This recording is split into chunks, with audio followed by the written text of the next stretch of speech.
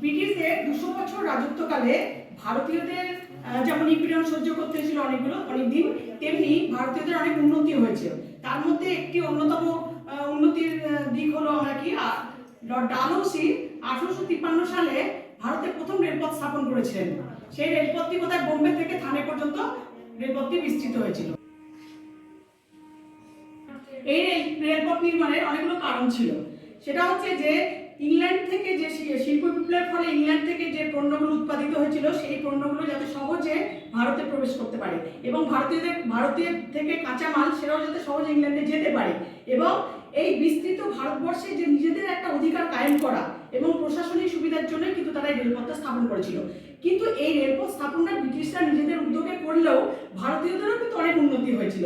সেই উন্নতিগুলো কি আমরা দেখেছি যে ভারতবর্ষে জম্মু থেকে কন্যাকুমারী এবং গুজরাটের থেকে একদম অরুণাচল প্রদেশের পাহাড়ি এলাকা পর্যন্ত রেলপথ কিন্তু বিস্তৃত হয়েছে। আমরা দেখছি যে জম্মু থেকে কন্যাকুমারী পর্যন্ত হিমসাগর এক্সপ্রেস এবং গুজরাটের ওখা NH-LN স্পেশাল, অরুণাচল প্রদেশের নাহারলাগুন হাপা স্পেশাল, এই ট্রেন দুটো কিন্তু আমাদের গোটা ভারতবর্ষকে কিন্তু যোগসূত্র স্থাপন করেছে। এই রেলপথটা ফলে কি হয়েছে, ভারতবাসীরা অনেক সহজে কাছাকাছি আসতে পারছে এবং একে অপরের সঙ্গে মিশতেও পারছে।